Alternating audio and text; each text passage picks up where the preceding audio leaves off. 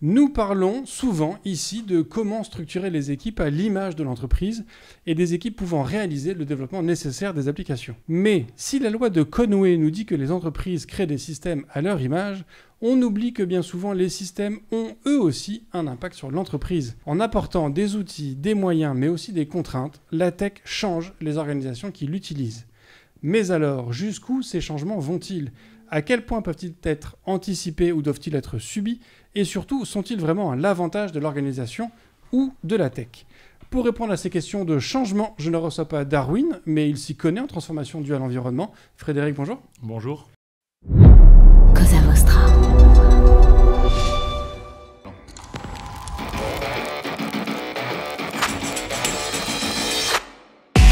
Bonjour, je suis Bruno Soulès, je suis un dev, D-E-V, pour différents, extraordinaires et visionnaires.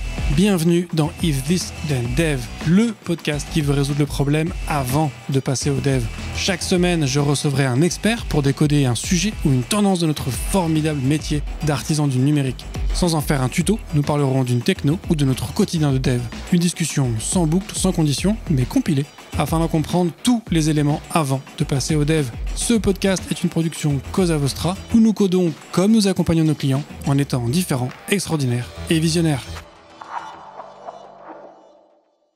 Alors Frédéric, est-ce que tu pourrais te présenter pour les quelques personnes qui ne te connaîtraient peut-être pas ?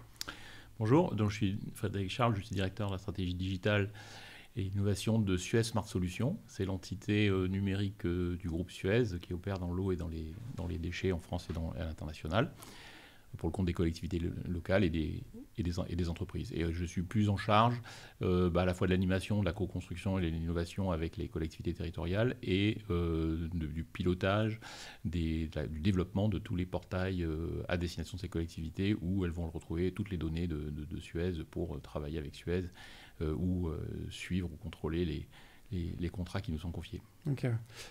Donc j'imagine qu'avec ton expérience, on arrive en général à ces niveaux de rôle-là dans des groupes pareils, en ayant déjà un peu roulé sa bosse, comme on dit.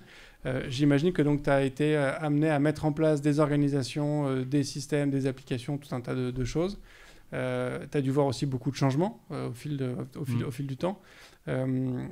Qu'est-ce qui pour toi déjà a le plus changé, que ce soit en termes sur l'aspect tech ou sur l'aspect organisation, entre tes débuts dans ces métiers-là à aujourd'hui ? Donc c'est vrai que depuis plus d'une trentaine d'années, j'ai été à la direction des systèmes d'information en charge de la stratégie de la gouvernance à Lyonnaise des Eaux, qui était le métier haut de Suez en France. J'étais consultant aussi. Donc j'ai été des deux côtés de la transformation. J'ai un profil à la fois ingénieur et business, ce qui fait que j'ai toujours été dans des rôles, dans du pilotage qui avait un rapport qui était en gros d'aider le business à comprendre les ingénieurs ou d'aider les ingénieurs à comprendre le business, comme je le résume de temps en temps. Donc il y a eu énormément d'évolutions, tout simplement liées à la pénétration des systèmes d'information à l'intérieur de l'entreprise et en fait à l'intérieur maintenant de tous les objets, de tous les process derrière. Donc il y a eu quelque chose, il y a eu la vague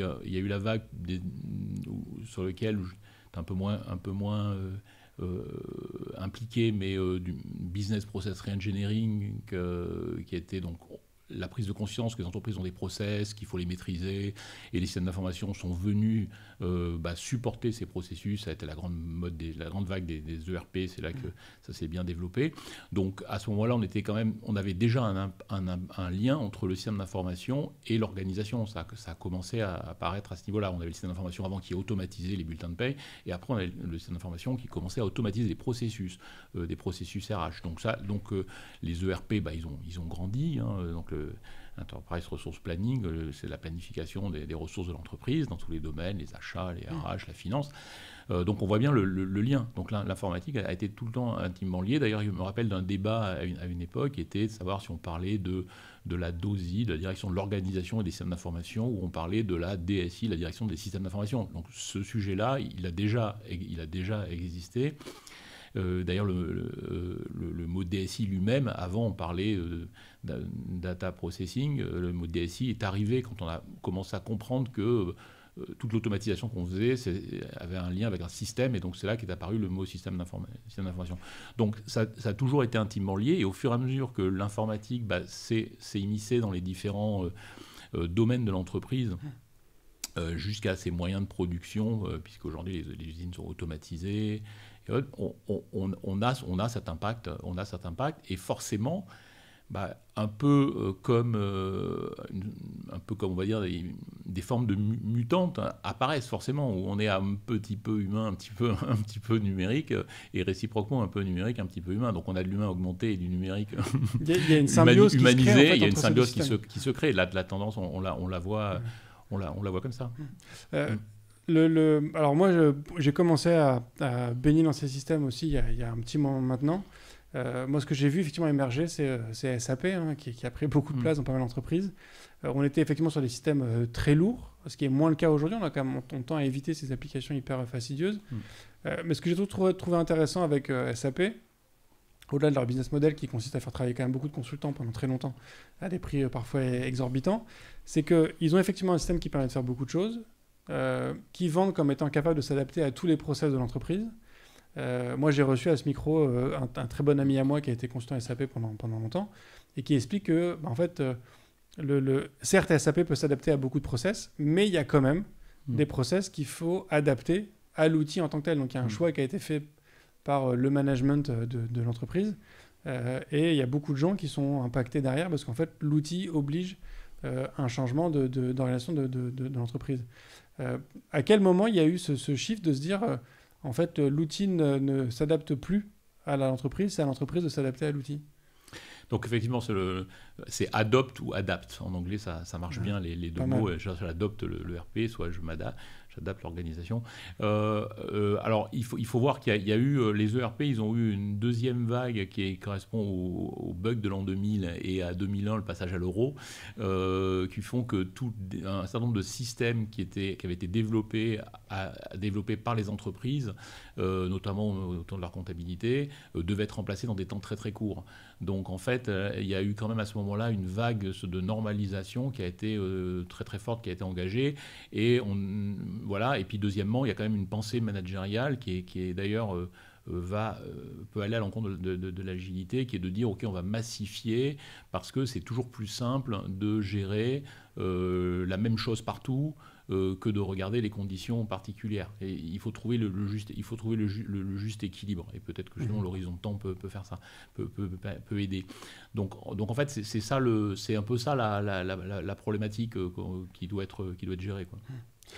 Du coup, dans ce laps de temps, on a aussi vu apparaître l'agilité, alors qui est peut-être en soi aussi une réponse à tous ces gros projets comme SAP, qui sont des projets qui durent plusieurs mois, voire plusieurs années en général de mise en place. Maintenant, on a développé, je pense que il y a une 15-20 d'années, effectivement, ce concept d'agilité.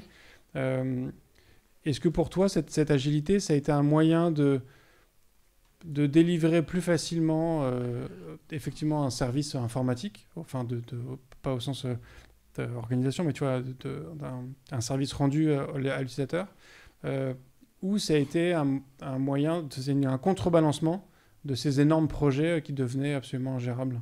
Ouais, moi je vois plutôt comme un contrebalancement de ces projets. Alors, il faut être... alors, il y a des... On va dire, on a des bases de données qui permettent, notamment le Chaos Report, qui est publié tous les 10 ans, ou 5 ans, ou 10 ans, aux États-Unis depuis une vingtaine d'années, dans lequel on a regardé tous les différents projets en général ERP et on a vérifié leur taux de succès. Est-ce qu'ils étaient arrivés dans les délais, est-ce qu'ils étaient arrivés dans les budgets, et est-ce qu'ils étaient arrivés avec le bon contenu. Et en fait, ça s'est amélioré, mais au départ, on était à 16% de succès, c'est-à-dire 16% qui avaient respecté le délai, le budget et le contenu, et un certain nombre qui avaient carrément échoué. Et donc ça, ce sont des bases de données, c'est factuel, c'est tangible, c'est mesuré année par année. Il y a eu des améliorations grâce à la gouvernance, on parlait de COBIT, ITIL pour la partie plus service, et donc, qui ont permis d'améliorer. Donc on a vu passer ce 16% qui a continué à monter 40%, mais qui capait. Donc ça veut dire que, et aujourd'hui c'est toujours une réalité, aujourd'hui un projet informatique qui reste toujours risqué. C'est-à-dire que la probabilité, la probabilité de respecter les 3 qui sont sur un tableur Excel et qu'on vient de présenter, en fait, elle est peut-être de 70%, 60-70% selon les organisations. Donc il faut intégrer la conduite des changements pour en revenir là-dessus. Donc l'agilité, elle est arrivée avec tous ces échecs successifs. Mais elle a été aussi mesurée parce qu'on s'est aperçu que quand on prenait des projets plus petits, en fait, ils avaient un taux d'échec qui était inférieur. Donc on se dit, quand même, paradoxalement, on a souvent un effet qui est à l'envers. C'est plus je grandis, plus je massifie, plus je gagne. Non, là, c'est plus tu coupes en morceaux, plus tu gagnes. Bon, donc ça c'est arrivé. Après, il y a aussi une deuxième notion, un deuxième point important, c'est la complexification de l'environnement économique. Alors quand je dis complexe, c'est pas compliqué. C'est-à-dire que quelque chose qui est compliqué, on met plus de ressources. Ok, c'est compliqué, il faut mettre plus de ressources, faire plus de calculs. Je mets 3 quarts plus de MIPS, je vais y arriver. Par contre, complexe, ça croît avec le carré du nombre de participants. C'est-à-dire que plus je mets de monde, plus chacun doit interagir avec les autres. Et donc, rajouter une personne de plus dans un projet ou un acteur de plus dans un projet multiplie finalement par le nombre d'acteurs la complexité. Et à un moment donné, en fait, on dépasse la complexité possible. C'est-à-dire qu'on est capable de formuler en 2-3 pages quelque chose qu'on veut faire, mais en fait, c'est tellement complexe qu'on ne peut pas le faire. Parce que le temps qu'on le fasse, il aura bougé lui-même. Et donc, à partir de là, on tombe on a un double problème. On a le problème que la méthode précédente ne marche pas, puisque de toute façon, il y a des échecs, c'est constaté, c'est dans les bases de données, qu'il faut être plus petit, et qu'on a des demandes qui sont de plus en plus complexes, au sens de tout va bouger le temps que je le fasse. Bon, donc à partir de là, il n'y a qu'une seule porte de sortie, c'est de réduire la taille des projets. Et pour réduire la taille des projets, on réduit finalement le périmètre. En faisant ça, on réduit la complexité. Et on l'isole des autres. Et l'agilité, elle est née dans ces années-là parce que c'est à ce moment-là que c'était plus possible de le faire différemment. Sinon, on allait juste échouer systématiquement sur tous les grands projets. Et d'ailleurs, des grands projets de transformation dont on pourrait lire dans la presse, voilà, on a mis en place un ERP pendant 18 mois, et ainsi de suite. Il n'y en a plus, c'est fini, il n'y a plus personne. Alors, il y a d'autres raisons pour ça, mais aujourd'hui, on continue d'avancer par petites touches. Mais pourtant, quand on éclate un gros projet en plusieurs petits projets, au final, ça reste un gros projet au global. Et puis après, tu parles aussi que quand tu ajoutes un intervenant dans un écosystème déjà complexe, ça multiplie la complexité par le nombre d'intervenants. Tu as le même sujet dans la tech, en fait. Si tu fais plein de petits projets, en fait, tous ces petits projets doivent communiquer entre eux, doivent échanger entre eux. Ces petits projets sont aussi gérés par des petites équipes. Donc, en fait, si tu fais que rajouter une galaxie de petits projets, tu te rajoutes aussi de la complexité au final. Oui, c'est effectivement. Alors, on va rajouter une dimension de plus. C'est que chaque fois qu'on fait un petit projet, il a un objectif. D'ailleurs, tiens, on parlait du client, il a un objectif pour le client. Donc, si je rajoute un petit projet qui délivre quelque chose pour le client et qui lui permet de montrer que j'ai pas toute la solution, mais j'ai déjà ça, le client pour un client interne, un client externe, un fournisseur d'ailleurs même. Donc je lui montre que qu'il peut déjà faire quelque chose, donc c'est les fameux MVP, Minimum Viable Product. Donc en fait, je lui amène le minimum viable pour lui, ça veut dire qu'il peut l'utiliser, il peut déjà commencer à avoir des ROI et il est capable de prioriser la suite derrière. Donc effectivement, ces projets, ils ont une logique certainement d'urbanisation et d'architecture entre eux, on ne peut pas prendre n'importe quoi en même temps.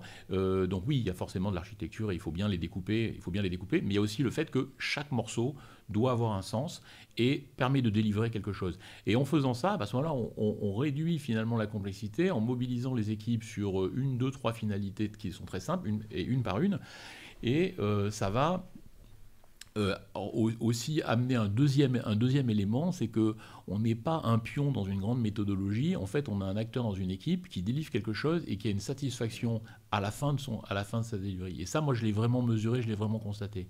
Quand on a mis en place des l'agilité Scrum classique, et puis on avait chacun avec son post-it, allait regarder où est-ce qu'il en mettait sa fonction, et puis quand le truc il avançait pas, on mettait un point rouge. La semaine d'après, on mettait un point rouge, puis on remettait un point rouge. Et puis quand on est là devant tout le monde à se dire attends, j'ai déjà 4 points rouges, donc je vais pas pouvoir leur raconter une nouvelle histoire pour expliquer pourquoi on l'a pas fait, c'est qu'on a un problème. Donc à l'époque on passait dans ce qu'on appelle le bac rouge, et donc le problème c'est-à-dire qu'on faisait une réunion dédiée et on essayait à toute bienveillance de résoudre le sujet. Peut-être que la fonction finalement était stupide, il fallait la rayer, peut-être qu'on était trop dépendants d'autres acteurs dont on ne maîtrisait pas le périmètre, donc on ne pouvait pas nous s'engager sur des choses dont on ne maîtrisait pas. Voilà. Donc il y a ce côté, effectivement, il y a ce côté, on coupe en équipes plus petites qui ont une finalité et qui travaillent mieux ensemble. Et je pense que le problème aussi des projets qui sont beaucoup plus grands, c'est que les gens ne savent pas travailler, ne travaillent pas nécessairement ensemble. Ils travaillent par une méthodologie qui leur impose de faire ça, mais ils sont qu'un maillon dans une finalité qu'ils ne voient pas nécessairement. Ceux qui sont au début de la chaîne en conception et en stratégie voient la fin de la chaîne, mais ceux qui sont au milieu de la chaîne ne savent pas où ils sont nécessairement, ni quand ça va arriver. Et pourtant, en même temps, alors il y a peut-être un élément que j'ai pas capté, mais il y a une espèce d'ambivalence dans ce que tu dis. C'est-à-dire que d'un côté, on a des systèmes qui effectivement se nucléisent, deviennent de plus en plus petits. Tu dis que ça permet effectivement aux gens d'avoir une finalité plus précise et d'avoir un impact plus important plutôt que de faire partie d'un simple rouage d'un grand système. Mais en même temps, ça veut dire aussi qu'il y a une spécialisation, parce que du coup, l'outil se spécialise, mais donc les gens qui le créent, qui le gèrent, qui l'alimentent, sont eux-mêmes aussi spécialisés. Et c'est en te spécialisant, du coup, tu as aussi une vision plus réduite, parce que tu es sur un scope qui est plus fin. Et donc, tu as au final quand même aussi une perte. Tu as une vision globale qui n'existe plus, en fait. Alors, la vision globale, après, dans toutes les méthodologies, agilité à l'échelle et autres, cherchent à redonner cette vision globale. Alors, sur le côté spécialisation, oui, je suis tout à fait d'accord, mais attention, c'est une spécialisation méthodologique, c'est-à-dire que ça fait émerger des vrais rôles, c'est-à-dire que dans une chaîne complète de production, on s'aperçoit que celui qui va designer le service au sens du design thinking, au sens de comprendre l'empathie, comprendre les clients, va pas être la même personne que la personne qui, elle, va faire les maquettes du X derrière, que celui qui va éventuellement faire... Alors, on a parlé dans le développement, on parle des fronts et des backs pour caricaturer, mais quelque part, c'est un peu ça aussi. On n'a pas les mêmes expériences quand on développe sur les parties back-office que les parties front-office. Pareil sur le sujet DevOps, on a les plateformes as a service. Bon. Donc, en fait, oui, on s'aperçoit que le mot informatique, finalement, c'est énormément de métiers qui s'enchaînent, qui apprennent à travailler ensemble. Et c'est cette chaîne de métiers qui travaillent ensemble qui délivre de la valeur. Et là-dessus, j'aime bien garder comme image, on a parlé, alors à un moment donné, on a pris conscience que le développement opération, ça devait se rapprocher, et notamment l'agilité, il l'oblige, puisque si je veux pouvoir mettre en production toutes les semaines, il faut quand même que ceux qui gèrent la production ils soient un petit peu au courant, et qu'on automatise ça. Mais c'est DevOps, mais c'est pas que ça. Et j'aime bien le jeu de mots, parce qu'avant on a le business, donc on a BizDev, et j'aime bien le jeu de mots BizDev qui est le business développement. C'est-à-dire que finalement, si on fait tout ça, c'est bien parce qu'on veut développer le business de l'entreprise, c'est bien parce qu'on veut aller vers le client. Donc on a bien le côté BizDev, et ensuite on a le côté DevOps. Alors il y a la sécurité aussi qui s'est venue se greffer dedans pour des questions, du fait que l'informatique, avant, personne ne s'en occupait, et aujourd'hui, ça devient un moyen de déstabilisation des entreprises, un moyen avec les cyberattaques et autres. Voilà, donc on a Biz, Dev, Sec et Ops qui travaillent qui sont une chaîne, et on voit bien ce niveau de spécialisation, mais ils sont bien sur la même chaîne. Et comme on est de moins en moins dans des grands projets, puisqu'on a coupé en petits morceaux. Donc on est moins dans des grands projets, ok, c'est bon, tu bosses là-dessus pendant 2 ans, et après on ira ailleurs. En fait, on est plus sur des plateformes, et ces plateformes, elles évoluent progressivement au rythme justement de ces fameux petits projets qui vont arriver. Donc en fait, c'est ce que j'appelle un peu le build perpétuel, qui est une sorte de run, en fait. C'est-à-dire qu'avant, on faisait une différence entre les gens du build et les gens du run. Maintenant, en fait... les gens du build sont des gens du run perpétuel. D'ailleurs, on dit you build it, you run it, et s'il y a un problème, c'est toi qui le répare. Donc, le fait de rentrer aussi dans cette philosophie-là, ça a mis en compétence, mais au mot noble du terme. C'est, ok, l'informatique, c'est pas juste des gens qui ont fait des études et tout. Ils ont un vrai métier. Un designer, il a un vrai métier, il a des vrais outils. Un développeur, il a des vrais métiers, des vrais outils. Et il sait travailler avec les autres, voilà. Et chacun va les mettre à disposition du collectif dans cette finalité-là. Et ça change de... Où avant, on avait des termes un peu chef de projet. Ah bon, il y a des chefs, tiens, il y a des projets, consultants, voilà. On avait des choses qui étaient moins caractéristiques en termes de... Voilà, on pouvait faire des projets avec des tas de... On lisait les fonctions des personnes dans le projet, on ne sait pas ce qu'ils faisaient. Aujourd'hui, on sait ce qu'ils font, parce qu'on a une chaîne de fabrication du logiciel qui est permanente et qui permet de produire, délivrer la satisfaction client et l'expérience utilisateur à la fin, qui est la seule chose qui nous incombe. Et du coup, ce changement d'organisation, il est drivé par cette volonté de délivrer un service au bout aux consommateurs, ou c'est une adaptation à la complexification des environnements techniques, des projets, des outils qu'on est obligé de mettre en place aujourd'hui pour réussir à délivrer. Tu vois, tout à l'heure, quand tu es arrivé et qu'on discutait avant de préparer cet épisode, tu me parlais de ta visite dans un entrepôt d'Amazon. On est sur un niveau de complexité absolument hallucinant. Est-ce que l'organisation de l'entrepôt, elle est induite par la tech parce que du coup, c'est dans ce sens-là, entre guillemets, que va le progrès? Ou est-ce que l'organisation s'est mise en place pour créer la tech, pour délivrer le service client? Alors, il y a effectivement le client d'un côté, mais il y a aussi, on va dire, la supply chain et le delivery de la promesse client de l'autre. Donc c'est bien des deux côtés, que ça pilote. C'est-à-dire que quand je m'engage vis-à-vis d'un client à délivrer telle promesse à tel moment derrière, parce que c'est mon offre. D'ailleurs, ce client, ça peut être une entreprise comme une collectivité, comme un client particulier. Ça veut dire que moi, au niveau du sourcing et de mon processus de fabrication, distribution, logistique, tout ce qu'on veut, j'ai pu prendre cet engagement-là et je vais donc ne pas le décevoir et je vais satisfaire cet engagement. Donc oui, forcément, ça, en plus, c'est de plus en plus dans un cycle rapide. C'est ça qui pousse beaucoup les organisations et qui les transversalise.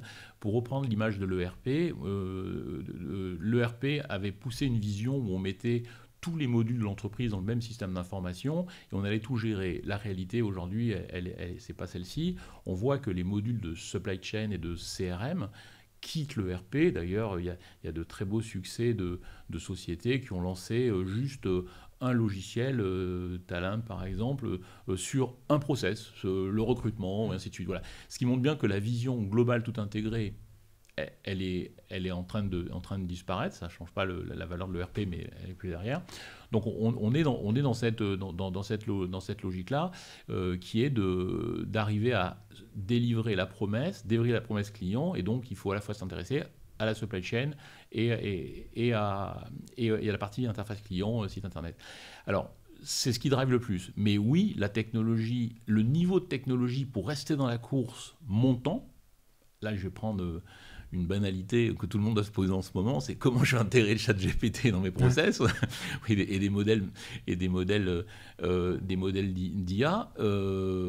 Oui, c'est un niveau de technologie qui évolue. Alors il n'est pas révolutionnaire non plus, mais il change quand même un certain nombre de choses dans la façon d'appréhender des grands dictionnaires et des interrogations par rapport à ces grands dictionnaires, parce qu'en fait il fait que les gérer statistiquement.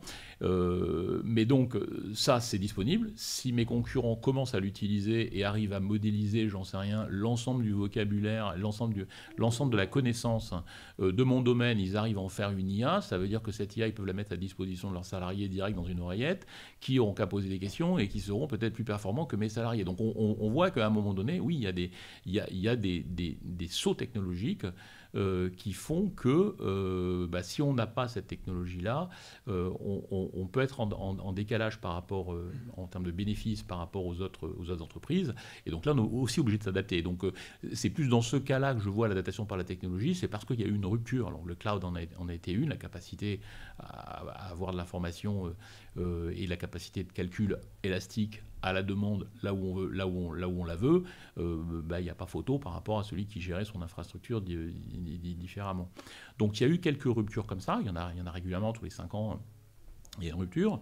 Et celle-là va changer aussi l'organisation. Elle va arriver parce qu'il faut pouvoir s'adapter à une nouvelle technologie. Et si je ne l'utilise pas, en fait, je vais avoir un désavantage compétitif. Mais la finalité, peut-être plus noble, c'est mon côté romantique, c'est vraiment quand même l'alignement entre supply chain, CRM, donc la partie client, delivery de la promesse client. Et c'est vrai que, pour référer à la visite en entrepôt de e-commerce, le e-commerce, il est totalement là-dedans, hein, le e-commerce. Alors, il rajoute une dimension supplémentaire qu'on a aussi, nous, dans nos usines de production d'œufs. Il y a des robots. Donc, en fait, dans BizDevOps, on n'a pas rajouté le robot. Mais le robot, il va bien falloir le caser quelque part. Quand j'ai parlé de l'IA qui parlait aux agents, on est aussi dans du robot logiciel. Voilà, donc il va falloir aussi trouver où est-ce qu'on insère dans cette chaîne, dans cette agilité, le robot et l'automatisation qui va travailler en symbiose dans ce modèle déjà mixte entre le métier et la technologie. J'aime beaucoup cette analogie que tu fais entre l'organisation des produits tech aujourd'hui versus l'organisation des équipes qui tendent effectivement à suivre un peu le même pattern. On évoquait du coup cette partie spécialisation, on évoquait cette partie des microservices et ce rétrécissement, on va dire, des équipes en unités plus simples. Quand on tire le trait de la spécialisation, ce qu'on voit aussi de plus en plus aujourd'hui, c'est ce que tu le disais, notamment il y a des services qui se créent, qui sont sur un service très précis, une fonction très précise, une action vraiment, et plus le côté big picture. Ce qu'on voit aussi de plus en plus, c'est que des entreprises se disent, en fait, moi, ma valeur ajoutée, elle n'est pas sur le maintien en condition opérationnelle de ma base de données, il n'est pas sur l'envoi d'emails. Donc, tu vois, on fait de plus en plus appel à des services externes qui vont gérer de manière plus experte cet ensemble de sujets.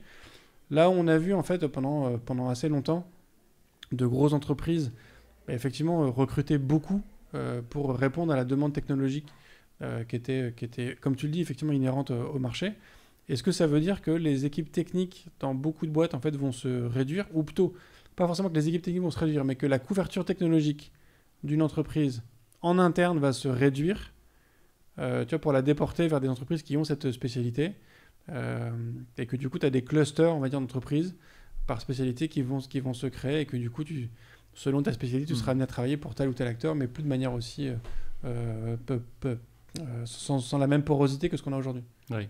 Alors, ce qu'on a déjà vu dans le passé, c'était l'externalisation, notamment des développements. J'ai cité les époques de Passage en 2000 et autres, où on considérait qu'on pouvait faire développer pour moins cher des logiciels si j'avais fait les bonnes specs qui allaient bien dans la bonne langue. Là, c'est le retour arrière. Le retour, pourquoi? Depuis l'Internet, parce qu'en fait, d'abord, on a parlé des ERP, mais en fait, aujourd'hui, même SAP, dans son chiffre d'affaires, ça doit être peut-être 15-20% maximum dans les ERP. Le reste, ils vendent des logiciels spécifiques, de l'innovation, ils vendent du cloud, ils vendent des tas de trucs, mais ils ne vendent plus du logiciel. Donc, il faut voir que cette partie progicialisation, même si elle est encore dans la tête de beaucoup de managers, elle est séduisante, elle est rassurante, j'ai rien à faire, j'achète un logiciel, ça marche, mais bon, ok, il faut leur dire que c'est pas vrai, mais ça les rassure. Bon. Donc ça n'existe plus en fait, c'est-à-dire que c'est limité à 20-30%. 20-30%. Donc ça, c'était la première tendance qu'on a pu, qui a pu avoir quoi, sur ce domaine. Après, aujourd'hui, les développeurs, on va dire que si j'ai effectivement une nouvelle technologie qui va arriver et qui n'est pas à la portée de toutes les entreprises, c'est déjà le cas du cloud. Le cloud, c'est reconnaître quelque part, à un moment donné, que si je veux avoir ce niveau d'automatisation, ce niveau de sécurité, ce niveau, une entreprise peut-être modeste ne peut pas se permettre de l'avoir avec son propre département SI interne. Elle va basculer. Les emails, c'est un peu le cas aussi, pareil, et tout ça. Bon. Donc, oui, il faut reconnaître que il y a eu un phénomène d'externalisation, puis de réinternalisation, mais dans ce phénomène de réinternalisation, on va réinternaliser ceux qui vont jouer le rôle dans cette chaîne-là de fabrication, et il y aura un sourcing qui sera peut-être plus dynamique, où on va aller chercher la technologie à l'extérieur, mais c'est pas que en fait on va l'externaliser, c'est qu'en fait il faut être honnête, on n'a plus les moyens de l'internaliser. Je vais prendre un exemple de la reconnaissance d'image. Aujourd'hui, plus personne ne va s'amuser à prendre sur des choses qui sont simples, aller réentraîner des modèles pour aller réinventer un algorithme de reconnaissance d'image alors qu'il y en a 8 sur étagère dans chacun des clouds qui existent. Donc il va juste prendre sa base de photos, il va l'envoyer à un des clouds, payer le service, et à la fin il aura une catégorisation de ces images. Donc quelque part c'est de l'externalisation du fait que je reconnais que aujourd'hui le cas ultime pour arriver à traiter des images, il faut de la puissance machine, il faut des data scientists, il faut beaucoup de puissance et d'IA, et voilà, et les solutions elles existent sur étagère, on ne va plus les réinventer. Donc c'est cet équilibre qu'il faut trouver. Ça veut dire qu'on rentre dans un sourcing permanent quelque part. C'est-à-dire, ok, qu'est-ce qu'on veut mettre en interne ou pas, et qu'est-ce qu'on veut gérer, avec un point dans ce sourcing permanent, qui est quand même un mot qui revient de plus en plus à la mode, qui est le mot de souveraineté. C'est-à-dire qu'on peut à ce moment-là décider d'internaliser des choses qu'on sait moins bien faire que d'autres qui savent le faire, mais on va les internaliser parce que ça serait risqué par rapport à l'entreprise, ou si on est un État ou une collectivité ou un ministère par rapport à la sécurité nationale, de le sous-traiter. Donc, non seulement dans un sourcing permanent, avec cette logique qui peut aller jusqu'à du microservice, mais à un moment donné, il y a ce côté souveraineté. Et souveraineté, il amène un autre mot aussi, réversibilité. C'est-à-dire que oui, c'est vrai, on peut aujourd'hui avoir une base de données sur étagère dans un cloud qu'on paie directement à l'unité, on l'utilise. Le problème, c'est est-ce que c'est réversible ? Est-ce que si je la réinstalle, mon application continuera de fonctionner ? Si oui, c'est bon, je peux le faire. Ça reste bien un problème de sourcing. Par contre, si le fait d'avoir fait ça me verrouille sur les 10 prochaines années avec ce fournisseur de cloud et que mon application ne tournera plus si je change parce que lui, il n'a pas vraiment la bonne version de la base, c'était un truc c'est un open source, mais en fait, il l'a trafiqué pour qu'il s'appelle open source, et ben là on a ce problème. Donc, ça devient la question principale. Derrière le mot souveraineté, derrière le mot réversibilité, derrière cette agilité des process, en fait, c'est le sourcing. C'est-à-dire qu'en fait, on doit être dans une logique de sourcing permanent du microservice au cloud en passant par les gens les robots et les gens qui vont délivrer finalement ces services-là. Il y a, du coup, c'est une question qui vient du chat sur Twitch. Il y a un sujet aussi sur l'aspect législation. C'est-à-dire que si on prend l'exemple effectivement de l'IA que tu as évoqué tout à l'heure, on voit que certains pays européens sont en train d'interdire des acteurs comme OpenAI d'agir. On évoquait tout à l'heure le fait que tu as besoin, en fait, beaucoup d'entreprises de te lancer sur une techno, parce qu'en fait, si tes concurrents se lancent dessus, ils prennent une avance sur toi. Comment tu gères quand tu as un troisième acteur qui rentre dans l'équation et qui te bloque l'accès à une innovation technologique ? Oui, alors, par contre, qui bloque l'accès, je n'ai pas... Parce qu'en Italie, par exemple, ils ont interdit OpenAI. D'accord, mais c'est pas un autre acteur, enfin, c'est... c'est le gouvernement. C'est le gouvernement. C'est le gouvernement, il était déjà préétabli au début, il n'a pas... Oui, d'accord, mais ce que je veux dire, c'est que pour une entreprise lambda, il n'avait pas envisagé que... Tout à fait, mais en fait, on peut discuter sur le sujet de ChatGPT, même si ce n'est pas encore fait. Mais en fait, avec leur RGPD, il s'est passé à peu près la même chose. C'est-à-dire qu'à partir du moment où le traitement de données européennes dans des entreprises qui peuvent être contrôlées par les CNIL européennes devenait quelque chose qui pouvait mener à des amendes, il y a des pays qui ont monté des centres de traitement de données pour lesquels, on va dire, ça passait en dessous des radars des CNIL européennes. Bon, voilà. Donc, oui, donc on n'est plus à armes égales, entre guillemets. Si on utilise le fait que la technologie est une arme, on n'est plus à armes égales. Et c'est vrai que ça va poser un problème. Donc, il faut que ce gouvernement qui va prendre la décision de l'interdire, il faut que aussi, quelque part, aux frontières ou d'une autre façon, il arrive à faire qu'il ne mette pas en désavantage les entreprises de son propre pays par rapport à d'autres. Donc peut-être intervenir au niveau avec une législation qui monte tout de suite au niveau européen. Enfin voilà, il faut aller plus vite. Après, le fait qu'il y ait des technologies qui soient interdites, c'est tout à fait... interdit. À un moment donné, on se dit non, c'est pas mature, on ne sait pas ce qu'on peut en faire et tout, il ne faut pas les déployer. Ça ne me choque pas en tant que tel, ça existe dans tous les domaines. Il y a eu des choses, on a plus parlé de la génétique pour l'instant que de l'informatique, mais bon, l'informatique devenant quelque chose, ça ne me choque pas qu'il y ait des comités d'éthique qui se créent au niveau de l'informatique et qu'on décide des domaines de recherche et pas de recherche, et en se disant, là, il y a une barrière et on n'a pas envie de la franchir parce qu'on ne sait pas ce qu'il y a derrière. Donc, mais ça change pas l'équation pour l'entreprise. C'est-à-dire que si je prends toutes les technologies pour lesquelles je suis du bon côté de la barrière et et si mes concurrents les utilisent mieux que moi, en fait, ça va changer mon mode d'organisation, ma façon de m'organiser et ma transformation digitale. En fait, voilà, je vais devoir moi m'adapter pour le faire. J'aime bien dans transformation digitale, le mot transformation, c'est transformer. Trans, c'est changer de forme, changer de forme.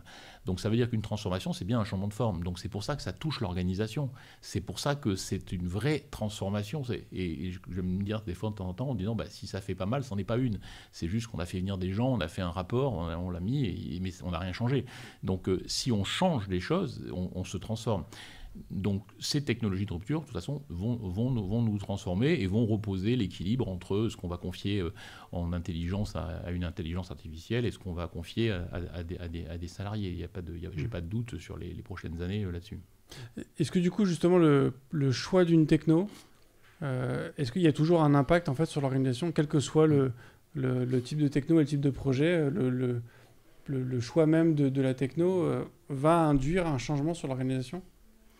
Alors, il y a plusieurs idées derrière. La première, c'est que les technologies aujourd'hui sont des commodités, en fait. C'est-à-dire qu'il y a très très peu de technos de rupture, ceux qui l'ont, ceux qui ne l'ont pas. Voilà, on a vu apparaître quelques-unes, mais très vite, comme on a un monde commercial qui fait que dès qu'une techno apparaît, elle est vite commercialisée par d'autres. Donc à partir de là, il n'y a pas trop de problèmes de ce point de vue-là. Donc on n'est pas dans un monde... Alors ça, c'est le bémol à l'intérieur d'un certain monde. On voit quand même qu'on va quand même avoir des écarts technologiques sur la planète et donc une séparation entre les Chinois, les Russes, les Américains, les Européens, pour pas les citer, parce que les règles vont pas être les mêmes, parce que les règles vont pas être les mêmes à différents endroits. Mais à l'intérieur d'un même bloc, on va dire, effectivement, les technologies sont plutôt une commodité, en fait.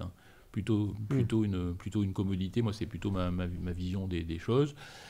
Parce qu'on est encore dans un monde scientifique, au-delà de ce côté des blocs dont je parle, où la technologie devient une arme et donc on va l'interdire à certains endroits et on va mettre des limitations de règles d'export, comme on en a eu d'ailleurs pendant très longtemps. Les cryptages à plus de 256 bits, pendant un moment, étaient interdits, étaient considérés comme des technologies militaires. Donc si on passait la douane avec un disque dur qui est crypté à plus que ça, on était en possession d'une arme. Voilà. D'un point de vue légal, ça a existé et c'est de plus en plus le cas. Mais je le vois plus comme une commodité, en fait. Donc la capacité à faire son shopping dedans. En revanche, cette commodité, elle va aller plus finement dans le produit lui-même. Elle va être partout. Donc sa capacité à changer l'organisation, elle est plus dans le fait qu'on va l'hybrider, on va faire qu'on aura des objets connectés dans certains équipements qui nous remontent de l'information et qui permettent de mieux satisfaire le client, par exemple. Mais on ne saura même plus que c'est un objet connecté, on aura juste une info et on réagira. Le produit, le process lui-même, il sera comme ça. Et d'ailleurs, dans quelques années, on ne parlera même plus d'objets connectés, parce qu'il y aura du Wi-Fi, ok, il y a de la 5G, il y aura du Edge partout, donc en fait tout sera connecté. Donc en fait un objet sera connecté. Un objet qui ne sera pas connecté, c'est comme notre téléphone avec un fil et sans fil. Bon là, donc dans 50 ans, 10 ans, le sujet de l'objet connecté, donc tout objet sera connecté, et donc toute offre de l'entreprise le sera aussi. À nous de savoir ce qu'on fait de cette connexion et de cette information qui remonte depuis le produit. Tu reviens toujours à cette notion de service rendu au client. On sent qu'il y a un vrai drive de dire qu'on fait tout ça dans le but de satisfaire la demande d'un client en arrière. Tu as évoqué aussi les technologies de rupture. Alors c'est la fameuse présentation de Steve Jobs quand il a présenté l'iPhone, où il expliquait aussi à un moment, je crois que c'était après certaines interviews, il reprenait la phrase de Henry Ford qui disait que si j'avais demandé aux gens ce qu'ils voulaient, ils m'auraient demandé des chevaux plus rapides. En fait, il y a un moment où il faut aussi s'extraire en fait, de ce que, entre guillemets, veut le client. Parce qu'en fait, d'après en tout cas ces personnes-là, qui ont quand même ont marqué un peu l'histoire, d'après ces gens-là, donc Henry Ford ou Steve Jobs, les gens ne savent pas ce qu'ils veulent. Donc tu vois, est-ce qu'on peut être drivé comme ça à chaque fois sur cette notion de se dire les choix techno, les organisations et compagnie sont drivés dans le but de rendre un service au client, si on part du principe que le client ne sait pas toujours ce dont il a réellement besoin? Alors, moi, je dirais que quand je regarde la maturité d'un client à effectivement être dans ce paradigme de Steve Jobs, je pense que quelque part, on doit bien avoir une courbe de Gauss, c'est-à-dire il y a la majorité qui est dans ce cas-là, mais il y a, on appellerait ça des early adopters, voilà, et ensuite des late qui, eux, iront jamais. Donc, si j'ai la capacité à identifier dans ces clients ceux qui ont cette maturité, qui ont ça, qui sont... Là, je pense que de travailler avec eux, même d'ailleurs peut-être pour un produit qui ne sera pas le produit qui sera lancé quand on sera dans le cœur. On a un apprentissage et il n'y a pas de raison, à la fin sont tous des humains, qu'ils aient moins de vision que de l'interne ou des consultants. Il n'y a pas de raison. Et en plus, ils pratiquent le produit tous les jours. Donc voilà, donc oui, je suis d'accord avec ça. Il ne faut pas écouter la masse des clients ou les clients en masse. Il faut trouver ceux qu'il faut écouter et a priori, ce qu'on appellerait plutôt des réalisateurs qui ont déjà une certaine maturité. Moi, dans mon cas, par exemple, quand on regarde un petit peu ce que font les différentes collectivités locales dans le domaine du numérique, il y en a qui sont très en avance et qui vont avoir pas mal à la fois de projets, de réalisation dans des domaines où ils utilisent de manière très intelligente la data. Et en fait, c'est ceux-là qu'il faut écouter parce que pour en arriver là, ils ne sont pas levés le matin en se disant tiens, je vais aller mettre mes données dans l'open data et fabriquer telle application. Il y a bien eu, pareil, un peu comme pourquoi l'agilité est apparue. Peut-être que chez eux est en train d'apparaître quelque chose qui correspond à un besoin à l'échelle d'une ville parce qu'ils ont été mis dans une problématique de rareté d'une ressource en eau, d'une problématique d'embouteillage et autres, mais qui est tellement exacerbée à cet endroit-là que ça a fait émerger des solutions. Donc, je suis d'accord, mais il faut vraiment mettre le focus sur l'endroit où il y a des chances que les solutions émergent. Okay.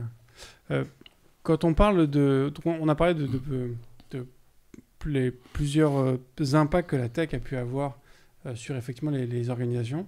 De manière très macro, quand on parle notamment d'agilité, on voit qu'aujourd'hui, il y a quand même une accélération du rythme pour les salariés, les gens qui travaillent au quotidien. Il y a des outils qui nous pingent en permanence, on est sollicité de tous les côtés, il y a de la data de partout, enfin, il y a un flot permanent d'informations. Est-ce qu'au final, tous ces changements, toutes ces nouvelles organisations, est-ce qu'elles ont vraiment été au bénéfice des... Alors du coup, je ne parle pas des clients, parce que ça, on l'a évoqué, c'est au bénéfice du client, mais est-ce que ça a été au bénéfice de l'organisation, au final, de l'entreprise ? Non, c'est une vraie question. On a tous passé ces dernières années développement du télétravail, qui en plus était beaucoup plus amplifié dans le monde numérique par rapport à l'informatique que dans d'autres industries. Et on peut réavoir cette notion, enfin on pourrait se dire bon, c'est bon, maintenant j'ai mes tâches qui arrivent, je peux les faire de chez moi directement.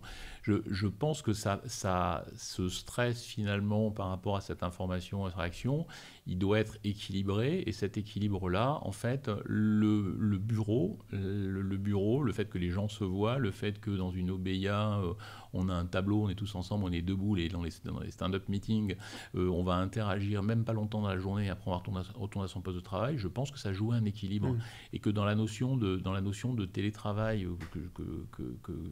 un concept que je ne suis pas contre le télétravail, je pratique aussi, je pense qu'on perd quand même ce côté-là, et ça serait effectivement intéressant que les sociologues se penchent là-dessus, parce que sinon, si on est le terrain, il amène un monde que digital. Alors d'ailleurs, on parle de digital workplace derrière, et il faut retrouver un côté de réalité. Donc autant la mixité dont je parlais tout à l'heure entre le business et l'informatique, elle se retrouve ici entre le virtuel et le virtuel et le réel. D'ailleurs, on parle de plus en plus de jumeaux numériques qui permettent de prendre des décisions et autres, mais il y a bien une réalité derrière ce jumeau numérique.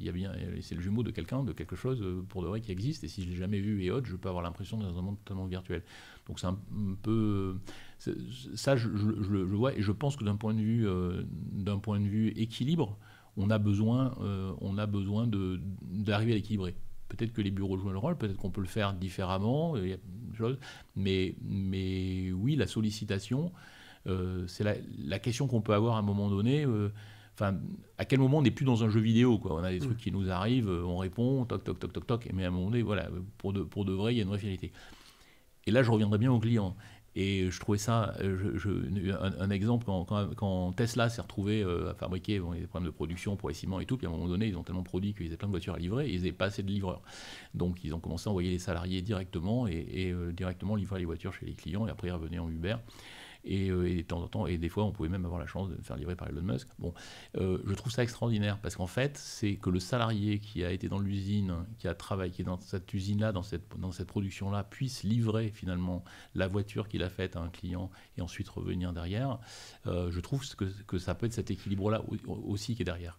Et donc il a beau être dans un monde automatisé, dans un monde robotisé, dans un monde où le numérique est prédominant, à la fin, il y a bien une finalité, et la finalité, il l'a vu, il a serré la main, il a remis les clés de la voiture. Et ça, c'est quand même, c'est ça qu'il faut qu'on retrouve dans nos entreprises. Ouais. Ce qui me fait penser du coup aussi, effectivement, tu parles de ce côté des connexions. On voit aussi que la tech, effectivement, va extrêmement vite, il y a des changements très rapides. C'est vrai qu'il y a 12 mois, ChatGPT, personne n'en parlait. ChatGPT 2, personne n'en parlait. Et ça existait déjà, mais on n'en parlait pas. Puis d'un coup, il y a ChatGPT 3 sort, et comme tu disais effectivement tout à l'heure, maintenant, toutes les entreprises sont en train de se poser la question de comment je vais faire pour intégrer l'IA dans mon entreprise, alors que c'est peut-être pas forcément utile pour tout le monde, mais il y a effectivement un changement permanent, incessant et quand même extrêmement rapide maintenant de tous ces environnements-là. Il y a aussi une question à se poser, c'est est-ce que toute cette tech aujourd'hui, est-ce qu'elle a encore une part d'humanité, dans le sens où est-ce que nous, êtres humains, avec notre piètre condition d'être humain, on est capable aujourd'hui d'ingérer, de s'adapter encore à tous ces changements technologiques. On voit aussi l'impact que ça a sur les environnements. Donc au-delà de l'humanité, c'est la biodiversité en général qui est impactée. Enfin, tu vois, ça parle dans tous les sens, quoi. C'est clairement le frein. Et là-dessus, le point clé, c'est la conduite des changements. Ça aussi, ça existe depuis très longtemps, autant que la mise en place des processus. Mais c'est la conduite des changements. Et la conduite des changements, elle démarre dans toutes les méthodologies et démarche démarre par créer un sentiment d'urgence. C'est-à-dire que s'il n'y a pas de sentiment d'urgence, je ne vais pas adopter, je ne vais pas changer derrière. Et c'est vrai qu'aujourd'hui, ce sentiment d'urgence, il ne peut plus être uniquement la nouveauté, comme il a pu l'être. Donc GPT-4, il y a une hypothèse qui dit qu'il est mieux que le 3.5 parce que dans ta tête, 3.5 c'est inférieur à 4, et d'ailleurs qui est lui-même inférieur à 2, mais peut-être qu'il est moins bien. Et d'ailleurs quand tu compares, d'ailleurs quand tu es dans ChatGPT, que tu choisis l'IA que tu veux utiliser, en fait ils te disent pas ça, ils te disent pas qu'il y en a qui est mieux que l'autre, ils te disent en termes de vraisemblance, ils donnent des critères et ils te les comparent entre eux. Bon, donc effectivement il faut qu'on casse ces biais, qui est de dire, ok, il y a un truc qui est nouveau, donc il est forcément mieux que le machin d'avant, voilà. Et deuxièmement, c'est pas parce qu'il est nouveau que ça va déclencher le changement. Et on a plein de rejets. Alors il y a des vrais faux rejets qui sont plutôt de technologies qu'on n'arrive pas à déployer. Quand je me rappelle quand il y a eu le lancement de la 5G en France, il y a quand même des endroits où on a décidé de dire, bah non, on ne déploiera pas la 5G, il faut un moratoire, voilà. Bon, ok.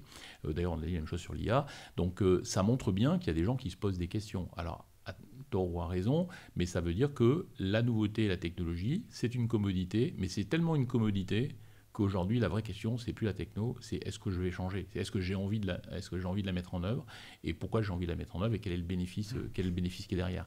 Et donc là, ça nous amène vraiment sur le sujet bénéfice. Ouais. Pour terminer, parce que du coup, tu parles de la conduite du changement, qui est effectivement un sujet intéressant et indispensable sur ces aspects-là.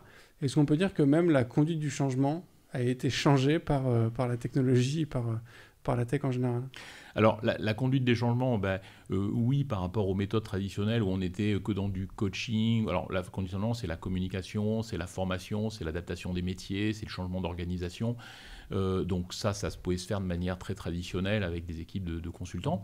Aujourd'hui, cette conduite des changements, on voit le rôle de YouTube dans le monde. Alors, je ne parle pas en France, je parle dans les autres pays qui n'avaient pas accès à un système d'éducation pour arriver à éduquer les populations. Donc on voit bien qu'en termes de formation, le déploiement de la vidéo, le déploiement des médias a eu un impact énorme. Donc effectivement, donc la capacité de changer, en fait, la technologie a boosté cette capacité de changer. Et certains pays, on va dire, s'en sont emparés plus que d'autres parce qu'ils partaient de niveaux différents. Mais oui, on a beaucoup plus de moyens. Et on peut même se dire, est-ce que demain, j'avais d'ailleurs une question intéressante, c'était quelqu'un qui cherchait à recruter un prompt engineer, là, qui est le nouveau mot à la mode pour dire qu'en gros, tu vas taper dans ta console ChatGPT. Et en fait, le meilleur qui peut recruter, c'est pas un humain, c'est ChatGPT lui-même, en fait, finalement, puisque ça va être l'interface avec lui. Donc, quand on y réfléchit, oui, la personne la plus à même de savoir poser ces questions mais intelligentes à une IA, c'est bien l'IA elle-même. Donc, ça montre bien, voilà, que ça change. Il y a plein de choses qui peuvent aussi changer derrière. C'est pas la peine de former des gens à essayer de comprendre l'IA pour qu'ils savent discuter avec elle. En fait, elle peut elle-même embarquer de manière naturelle la façon de parler avec les humains. Donc on est à un stade où même l'organisation maintenant va être gérée par les IA. Alors, gérer est un grand mot. En tout cas, pour moi, il n'y a pas de doute sur le fait que des IA vont s'immiscer dans l'organisation, ils vont interagir avec les salariés. Avant, on appelait peut-être ça des experts, on appelait ça, en fonction de ce qu'on va leur confier, ou des calculateurs, ou des planificateurs, en fonction de là où c'est adapté, ou des créatifs, parce qu'on voit quand même que le gros potentiel aujourd'hui des IA génératifs, c'est quand même dans le domaine de la création, donc tout ce qui a un rapport avec le marketing, la communication, production automatique de textes, de brochures, d'images et compagnie. Oui, on pourra, dans une salle de réunion comme celle dans laquelle on est, on pourra juste donner le nom de son IA générative favorite, affiche-moi à l'écran ça, et puis paf, le truc il va s'afficher, on continuera. Ça aura juste changé notre façon de travailler en fait. Alors qu'avant, je serais sorti de la réunion, je l'aurais confié, il serait passé 4 jours, on a fait bosser X personnes dessus pour me sortir 4 images, et je serais revenu, ok, on prend celle-là, et on aurait continué la discussion pour savoir laquelle on allait utiliser. Bon. Donc oui, on va interagir, je pense, de manière tout à fait naturelle avec quelques IA bien positionnés. Et alors, par rapport au sujet de la DSI, la DSI va rendre possible ces interactions. Ça ne sera pas à elle, puisqu'on a dit que c'est des choses qui seront sous-traitées, de fournir, de fabriquer nécessairement ça, de les adapter, mais en tout cas, elle la rendra disponible comme elle a rendu disponible le poste de travail sur lequel on est, l'écran, le téléphone portable, le smartphone. Oui, la DSI sera un distributeur d'IA demain dans l'entreprise. Ok. Ouais, en tout cas, c'est un changement que j'ai hâte de voir venir. Merci beaucoup, Frédéric, pour cet échange. J'aurais deux dernières questions pour toi, les questions rituelles du podcast IFTTD. Est-ce qu'il y a un contenu que tu souhaiterais partager avec l'ensemble des auditeurs ? Alors, dans ces sujets de transformation, il y a une BD que j'adore, qui est ancienne, donc qui va certainement révéler mon âge, qui est de Möbius, c'est l'Incal, en fait. Et je pense qu'il faut aller regarder les technopères, parce qu'en fait, pas mal de scénarios... d'abord, déjà, là, quand il y a eu une exposition Möbius sur Paris, elle s'appelait justement Transforme, changer de forme, donc c'est pas un hasard. Et puis, quand on regarde les mondes futuristes qui ont été inventés... on retrouve le fait, les technopères, que la technologie finalement, enfin ceux qui maîtrisent la technologie sont un ordre et arrivent à choisir le président. Enfin voilà, je veux pas spoiler tout le reste. Et c'est vrai qu'on n'est pas en train de s'en rapprocher, mais en tout cas ça interroge finalement sur le devenir de la technologie. Est-ce qu'elle va prendre sa conscience et son existence propre, parce que là on commence à s'en rapprocher un peu, et qui va la gérer, quel va être le modèle de gouvernance. Möbius ne répond pas à Cobit. Sans spoil, je préfère le dire. Ça marche. On mettra le lien en tout cas en description pour qu'on puisse la retrouver cette BD facilement. Et la dernière question, est-ce que tu es plutôt espace ou tabulation ? Plutôt tabulation. Plutôt tabulation. Merci beaucoup Frédéric pour cet échange. Merci. Et merci à tous d'avoir participé un petit peu à cette discussion. Et effectivement, comme le dit Anto dans le chat, tout ça c'est Black Mirror. En tout cas, c'est comme ça que le monde avance. Il y a beaucoup de changements. Il y a des changements qu'on est peut-être impatient de voir, d'autres qu'on n'anticipe pas, qui sont peut-être encore meilleurs ou peut-être moins bons. On ne sait pas, on verra. C'est aussi cette notion de conduite du changement. Merci beaucoup aussi de partager ce podcast autour de vous. Je vous souhaite une très bonne fin de semaine. Je vous dis à la semaine prochaine. Et d'ici là, codez bien. Merci d'avoir écouté cet épisode de If This Then Dev, et merci à toute mon équipe de Cosa Vostra à la production de cet épisode. Merci aussi à Alan, Ada, Linus, Bill, Steve et Steve de nous avoir ramenés jusqu'ici. Si ce podcast vous a plu, committez-vous en vous abonnant, déployez-le autour de vous, et vous pouvez aussi nous faire une petite code review en nous laissant 5 étoiles sur votre plateforme de podcast préférée. La conversation continue bien sûr avec vous sur Twitter, LinkedIn, Facebook, Instagram, chacun sa techno, @ifthisdendev ou @bibir, BIBEAR. Vous retrouverez aussi tous nos épisodes sur notre site iftttd.io. Et enfin, si vous avez besoin d'une agence pour vous accompagner ou si vous souhaitez rejoindre une équipe tech passionnée et passionnante, écrivez-moi sur bruno@cosavostra.com. Merci à tous.